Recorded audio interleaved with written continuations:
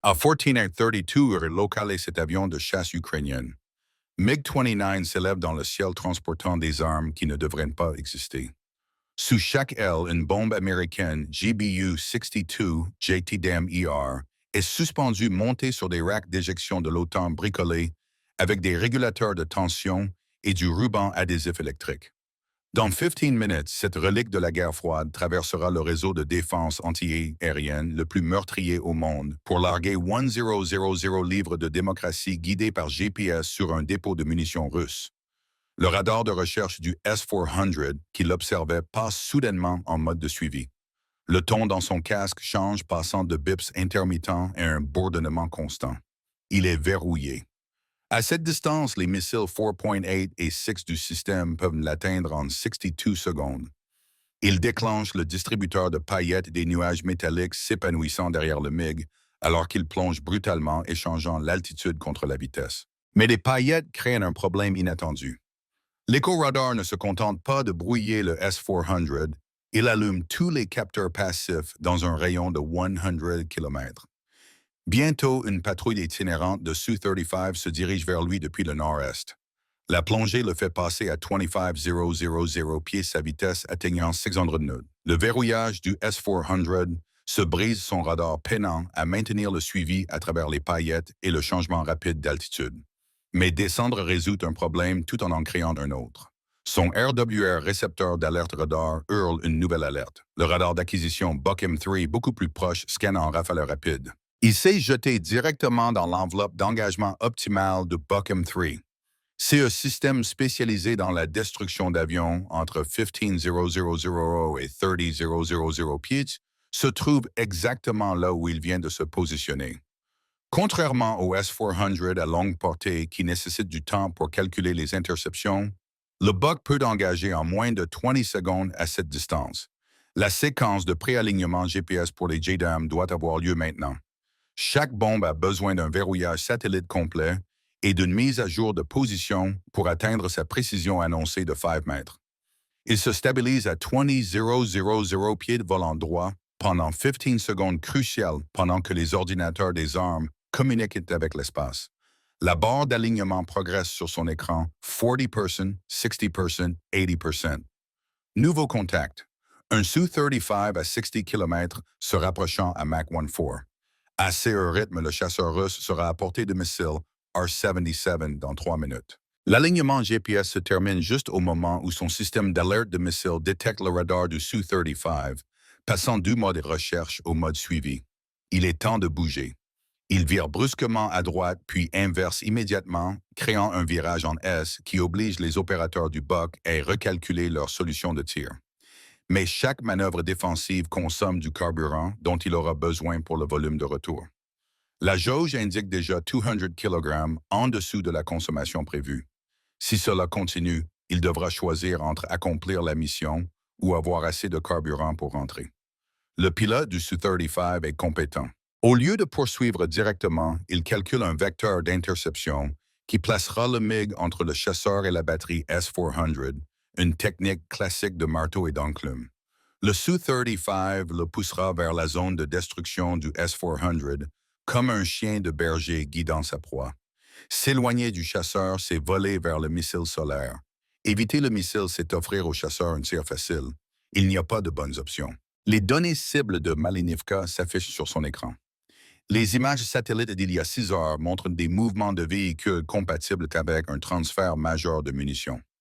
La 39 est garde stock pour une offensive vers Pokrovsk. Cette frappe pourrait paralyser leur offensive pendant des semaines, mais atteindre la cible signifie naviguer entre des sites de missiles solaires imbriqués avec un Su-35 à 7 au S-Truss et sa jauge de carburant proche du rouge. Mais alors qu'il calcule son vecteur d'attaque, le brouillage GPS frappe comme un coup de massue. Son écran de navigation se brouille de parasites, alors que les unités de guerre électronique russes inondent toutes les fréquences de bruit. Les bombes à JDAM passent automatiquement en mode INS de secours, mais leur précision chute instantanément de 3 mètres CEP à 10 mètres. Contre un bunker renforcé, cela pourrait faire la différence entre la destruction et un cratère très coûteux dans le parking. Les racks d'éjection MAU-12, qui sont des mécanismes standards de l'OTAN pour le largage de bombes, choisissent ce moment précis pour afficher un code d'erreur. Les techniciens ukrainiens avaient promis que les régulateurs de tension tiendraient, mais le combat a une manière de révéler chaque point faible. Le pilote est confronté à un choix impossible. Réinitialiser le système d'armement signifie désactiver sa suite défensive pendant 30 secondes. Pas d'alerte radar, pas de contre-mesure, voler à l'aveugle pendant qu'un Su-35 le traque et que les 6 de missiles solaires suivent chacun de ses mouvements. Mais sans cette réinitialisation, les bombes ne se détacheront pas du tout. Il lance la séquence de réinitialisation regardant SCS écran défensif s'éteindre un par un.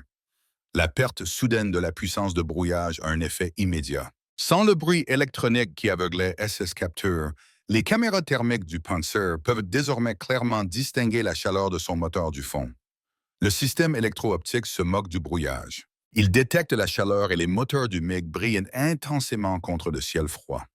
20 secondes après le début de la réinitialisation, il repère le lancement de missiles à travers son cockpit. 2 missiles 57 et 6 grimpent rapidement leur moteur de propulsion, traçant des lignes lumineuses dans la brume de l'après-midi. Pas de signal d'alerte. Son aérobuyeur est encore en train de redémarrer. Il vire brutalement à gauche, tirant le manche dans son ventre tout en s'inversant. Sept G le plaque contre son siège alors que le MiG entame un tonneau défensif. La manœuvre lui sauve la vie, mais elle lui coûte un carburant précieux. Les post-combusteurs engloutissent 360 kg en 40 secondes de manœuvre à performance maximale. Son niveau de carburant chute dangereusement près du seuil de bingo, le minimum nécessaire pour atteindre un territoire ami. Désormais, chaque mouvement défensif réduit SCS chances de rentrer. Ces systèmes reviennent enfin en ligne juste au moment où les missiles Panzer explosent derrière lui. Leurs fusées de proximité sont déclenchées par son nuage de paillettes, mais le verrouillage optique persiste. Il largue des leurs à un désespoir de cause. Le magnésium incandescent crée de fausses iones. Cela fonctionne, mais maintenant, il émet dans les spectres radar et d'infrarouge. Chaque capteur dans le théâtre sait exactement où il estime que les régulateurs de tension se stabilisent, affichant un statut vert sur tout le tableau. Il y a 3 ans, monter des armes de précision américaines sur des chasseurs soviétiques relevait de la pure fantaisie.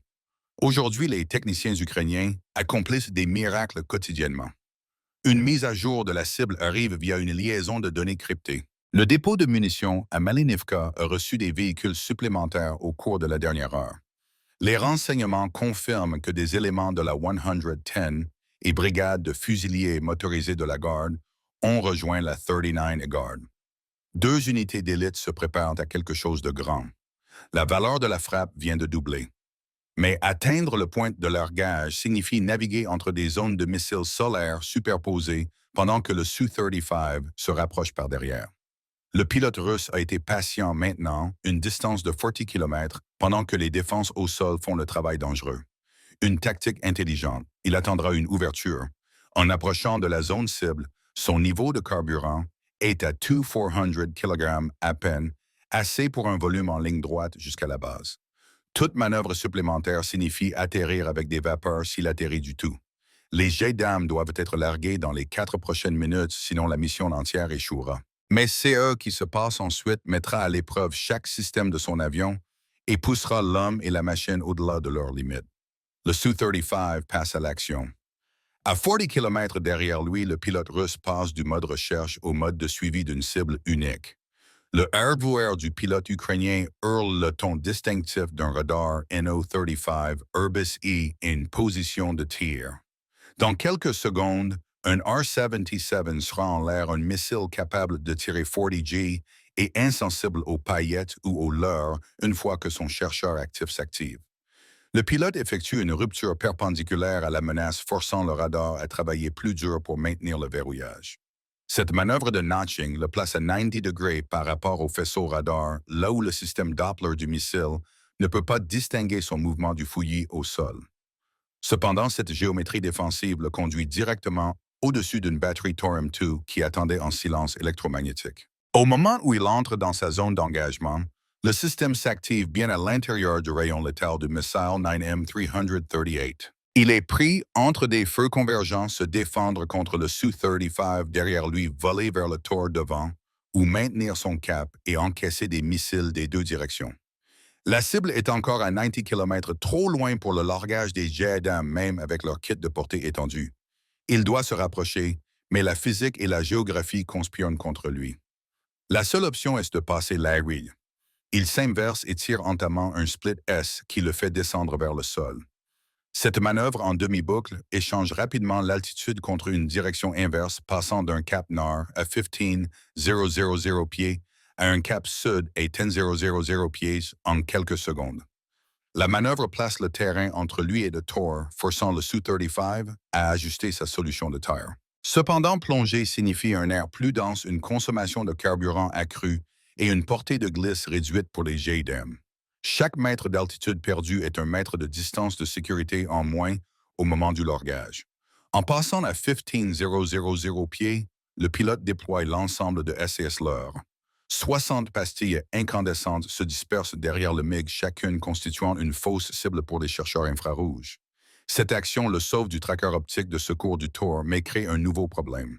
Le système IRST-OLS-35 du Su-35 verrouille le nuage de leurre, puis filtre les leurres pour identifier la véritable source de chaleur. Maintenant, le Russe a un suivi passif sans émission radar pour avertir d'un lancement de missile.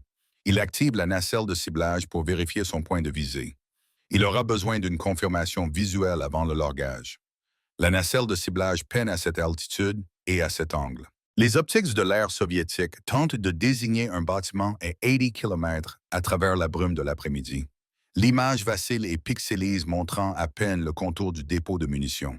Mais les JDAM n'ont pas besoin d'une image parfaite, juste des coordonnées précises à l'intérieur de leur CEP. L'écran affiche 5 mètres. C'est assez proche pour le travail gouvernemental. Une liste de contrôles avant le largage défile dans son esprit pendant que les missiles se rapprochent de deux directions. Alignement de l'antenne GPS terminé, mais dégradé par le brouillage. Fusée des armes armées pour une pénétration retardée. Paramètres de largage marginaux au mieux. Chaque seconde de volume rectiligne améliore la précision, mais donne au Su-35 une cible prévisible et le Russe tire enfin. Un Solar 77 quitte SES Rails. Le missile apparaît sur son écran, accélérant déjà au-delà de Mach 4. Impact dans 58 secondes. Il se force à maintenir son cap pendant 3 précieuses secondes supplémentaires, laissant les ordinateurs des JDAM affiner la solution de ciblage. 15 km jusqu'au point de largage. Les armes peuvent planer d'ici, mais la précision en pâtit. Mais il n'a pas CE luxe. La ligne droite donne également une solution au Tor et il tire. 2 missiles lancement échelonnés vecteurs d'interception différents. Le premier missile le force à rompre dans une direction, le plaçant exactement là où le second missile l'attend 3 secondes plus tard. Il a 7 secondes pour résoudre une équation sans bonne réponse. Le carburant indique 1900 kg. Les post-combusteurs boivent sa bouée de sauvetage vers la maison. Chaque pilote connaît le calcul. La vitesse, c'est la vie. L'altitude, c'est l'assurance vie. Le carburant, c'est le temps. Il dépense les 3 comptes à la fois pariant tout sur l'atteinte du point de largage avant que le solde n'atteigne 0. Moment de décision. S'engager dans l'attaque et faire confiance à la vitesse et aux contre-mesures ou abandonner et tenter de survivre aux gants pour rentrer sans rien à montrer. Le dépôt de munitions attend à 70 km devant. Le R-77 se rapproche par derrière. Les missiles Tor grimpent d'en bas. Il a 5 secondes pour prendre une décision qui sauvera sa vie ou le condamnera lui et sa mission. Il s'engage. Pleine post-combustion, nez incliné de 10 degrés vers le bas, fonçant vers le point de largage pendant que la mort se rapproche de 3 directions. Le R-77 est passé en mode actif, sa tête chercheuse peignant le MiG avec son propre radar. Le missile n'a plus besoin de Su-35 pour le guider. Son radar interne a pris le relais pour l'interception. Plus de cachette. Le missile sait exactement où il est temps de larguer. Il appuie sur le bouton de largage à exactement 14H47. Rien ne se passe. Le premier JDAM reste accroché à son pylône, le mécanisme d'éjection MAU-12 bloqué. Panne de tension, défaillance mécanique, acte de Dieu, peu importe. La bombe refuse de partir pendant que les missiles hurlent vers lui de toutes les directions. Le pilote recycle le largage, martelant le bouton pendant que les forces G l'écrasent dans un virage défensif. Le R-77 ajuste sa trajectoire effectuant des angles impossibles qui briseraient un avion piloté en deux. 10 secondes avant l'impact, les missiles Tor grimpent à 8000 pieds leur fusée de proximité armée et en recherche. 5 secondes avant l'impact. Ils transportent toujours des munitions qui devraient déjà planer vers la cible. Temps pour l'override manuel. Ils tirent la poignée de largage d'urgence, sentant la liaison mécanique forcer l'éjecteur récalcitrant à s'ouvrir. Le premier JDAM se détache enfin SSL se déployant alors que la bombe entre dans sa glisse programmée. Mais le largage se produit pendant un virage à 7G, bien en dehors des paramètres normaux. L'arme chancelle brièvement avant que son cerveau ne rattrape les récepteurs GPS luttant pour relocaliser les satellites à travers la rotation. La seconde bombe se détache proprement, Dieu merci. Les deux JDAM sont maintenant autonomes, leurs ordinateurs, calculant les trajectoires de glisse pendant qu'ils luttent pour sa vie. Les armes divergent initialement confuses par le largage R-axe, puis convergent lentement vers leurs coordonnées cibles maintenant à 60 km. Le R-77 arrive. Sokil tire le maximum de G, sa vision se réduisant à une paille grise. La fusée de proximité du missile calcule l'interception, attend un motif de fragmentation optimale, puis explose. Des éclats déchirent la section arrière du MiG, perforant les conduites hydrauliques et sectionnant les câbles de commande. L'avion tremble, mais continue de voler. À peine. Plongé vers le sol, le sauve des missiles Tor qui perdent la trace dans le fouillis au sol.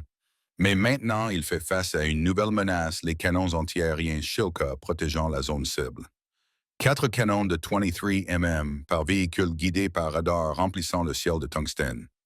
Il est trop bas pour esquiver, trop endommagé pour grimper et brûle SAS, dernière réserve de carburant juste pour maintenir un cap stable. Les JDAM poursuivent leur voyage silencieux, ajustant leur trajectoire toutes les quelques secondes. Le brouillage GPS a corrompu leur navigation principale, les forçant à s'appuyer sur le mode INS de secours. Mais CE sont des armes intelligentes au vrai sens du terme. Elles comparent les caractéristiques du terrain aux cartes stockées, affinant leur estimation de position. A-14H-53, le premier JDAM atteint Malinivka. L'ogive de 500 livres, portant 192 livres d'explosifs tritonal, explose à l'intérieur de l'installation de stockage de munitions. Puis les secondaires commencent. Les obus d'artillerie s'enflamment en réaction en chaîne. Les roquettes Grad explosent dans leur caisse de stockage. Les munitions d'armes légères créent une symphonie crépitante de destruction. L'explosion projette un BTR-82 à 50 mètres. Sa masse de 8 tonnes bascule comme un jouet. Les fenêtres se brisent à 5 km à la ronde, alors que l'onde de choc se propage. 45 secondes plus tard, le second JDAM frappe le poste de commandement. Le bâtiment abritant la coordination entre la 39 et les 110 Guard cesse simplement d'exister. L'équipement de communication, les documents de planification, tout est vaporisé en un instant. Les brigades d'élite se retrouvent soudain à improviser leur planification offensive et leur stock de munitions réduit en fumée et chaos. Le pilote du MiG utilise la colonne de fumée massive comme couverture boitant vers l'espace aérien ukrainien à une altitude de 200 mètres. Son MiG laisse une traînée de fluide hydraulique le manche de commande luttant contre lui à chaque input. La jauge de carburant indique 400 kg, 10 à 10 minutes de volume s'il est dû 5 minutes s'il a besoin de post-combustion. Le Su-35 Rus fait demi-tour plutôt que de poursuivre dans la couverture des missiles solaires ukrainiens. Malinivka brûle. Les explosions secondaires continuent pendant des heures, chaque détonation représentant des tonnes de munitions qui n'atteindront pas les lignes de front ukrainiennes. L'offensive planifiée vers Pokrovsk part en fumée tout cela grâce à 2 bombes américaines larguées par un chasseur soviétique maintenu en état par l'ingéniosité ukrainienne. À bientôt.